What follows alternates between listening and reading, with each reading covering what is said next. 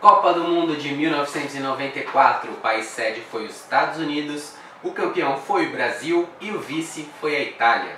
Pois é, e a escolha da sede, né, que os Estados Unidos foram os escolhidos, todo mundo se pergunta como um país que odeia futebol foi escolhido para sediar a Copa.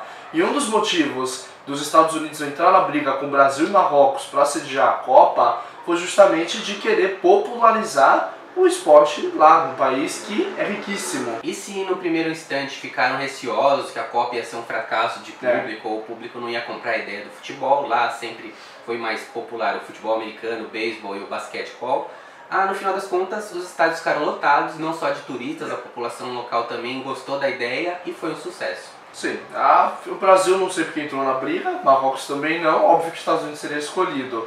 E a FIFA, o anúncio de quem iria fazer essa Copa foi feito em 88, no dia 4 de julho. Estranho a FIFA escolher a data da independência americana para falar que os Estados Unidos é o vencedor de uma disputa dessa, né? E nas eliminatórias, países que já foram campeões mundiais não tiveram caminho fácil, muitos deles ficaram fora, caso da Inglaterra e também do Uruguai. A França, que ainda não tinha sido campeão mundial, também ficou de fora. Quem também não teve caminho fácil foi a Argentina, que foi para a repescagem aqui nas eliminatórias sul-americanas, e o Brasil, que classificou-se na última rodada contra o Uruguai no Maracanã. Nessa época as repescagens eram feitas entre países do mesmo continente, não uma Argentina contra um país da Oceania, que seria no caso a Austrália. Outro caso que foi muito importante é o do Chile, né? Como a gente falou no vídeo anterior da Copa de 90, o Chile tinha sido banido por causa do caso do Rojas, né? Do fogos de artifício, e o Chile nem disputou as eliminatórias. E a Iugoslávia, que ficou de fora das disputas de eliminatórias por causa da guerra contra a Bósnia.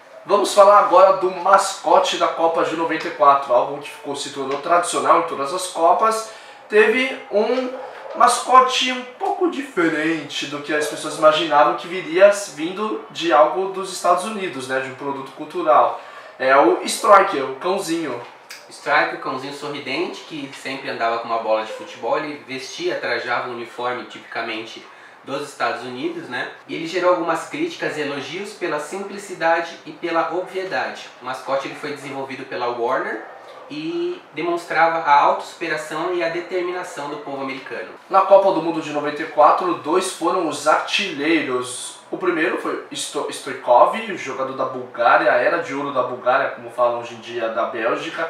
Ele levou nas costas a seleção da Bulgária até as semifinais. Valia a pena ver o Stoichkov jogando, o cara era bom mesmo, era um artilheiro nato. Já o outro artilheiro era o Oleg Salenko, jogador russo, que fez 5 gols em apenas um jogo contra Camarões. Os dois terminaram a competição com 6 gols cada. O craque da Copa, como não poderia deixar de ser, foi o baixinho Romário. Romário que até um ano antes da convocação para a Copa era dúvida, né? Muita gente, leva o Romário, não leva o Romário.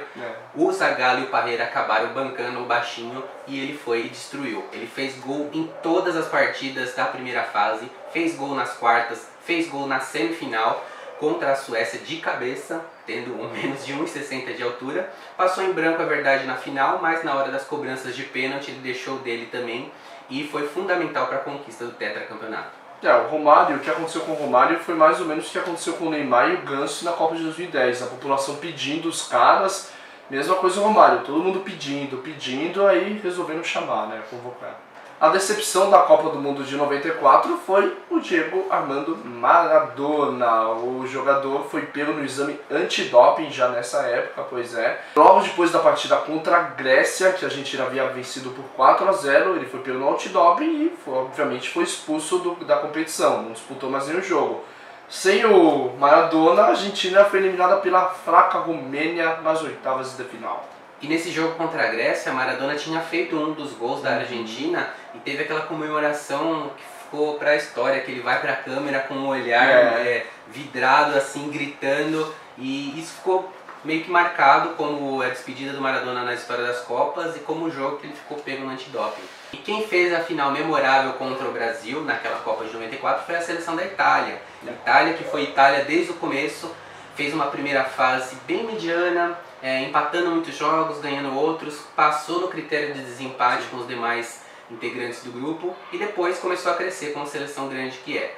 Passou da semi, passou das quartas, chegando até a final e num jogo muito disputado em que prevaleceu 0 a 0 no tempo normal, 0 a 0 na prorrogação, com Baresi, Baggio e aquele espalhafatoso goleiro Pagliuca beijando a trave, a decisão foi para os pênaltis. E após 24 anos sem ser campeão, o Brasil voltou a levantar a taça. Foi campeão com uma defesa sólida, uma marcação muito forte que vinha desde o ataque.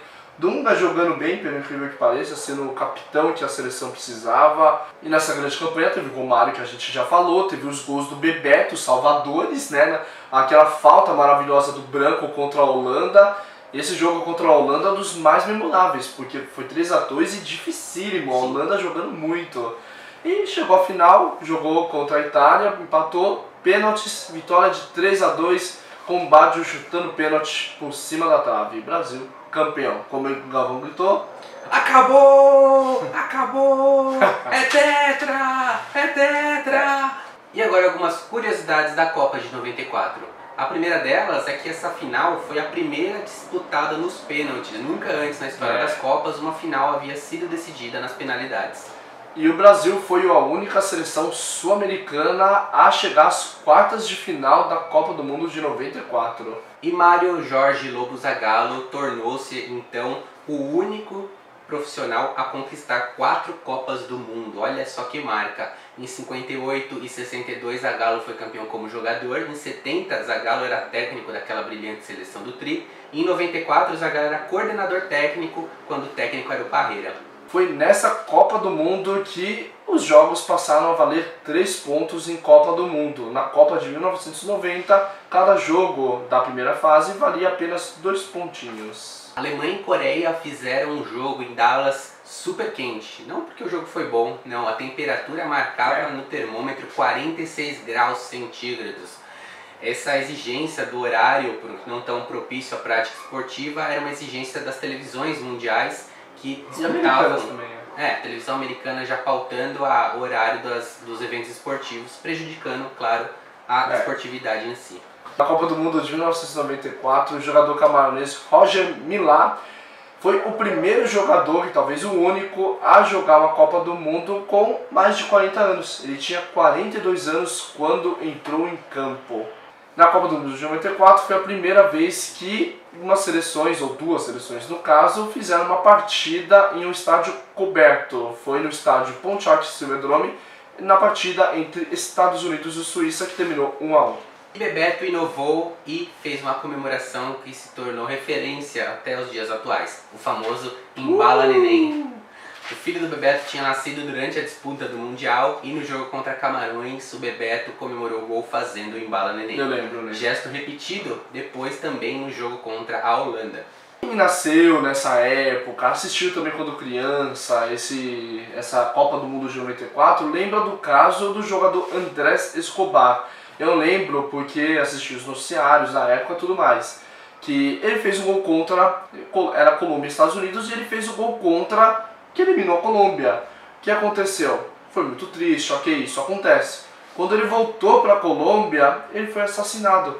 A Colômbia era uma época de muita violência extrema mesmo. E a principal linha de investigação era em cima de clubes de apostadores que perderam muita grana com a derrota da Colômbia, que era a favorita contra os Estados Unidos, e também o narcotráfico. Como eu disse, era uma região muito violenta a Colômbia nessa época. Segundo pesquisas da época, 32 bilhões de habitantes do mundo assistiram e acompanharam a Copa do Mundo pela televisão, ou rádio, ou qualquer outro veículo de comunicação. Televisão e rádio naquela época. Né?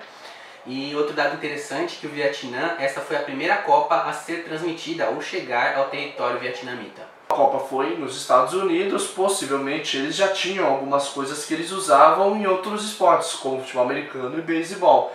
Eles inseriram uma coisa muito interessante para o futebol de hoje, que é o carrinho elétrico. Não existia ainda a ideia de colocar uma pessoa dirigindo um carrinho com uma maca e paramédicos nele para pegar o jogador e levá-lo para fora do campo caso uma coisa mais séria tenha acontecido. Ele era tirado por maca. E os Estados Unidos deu essa ótima ideia para o esporte. E o tetracampeonato também foi marcante para os brasileiros, que havia 3 meses antes perdido talvez um dos maiores ídolos do automobilismo que o Brasil já teve e terá. Ayrton Senna da Silva, no dia 1º de maio, sofreu um acidente em Imola, na Itália, e veio a falecer algumas horas depois.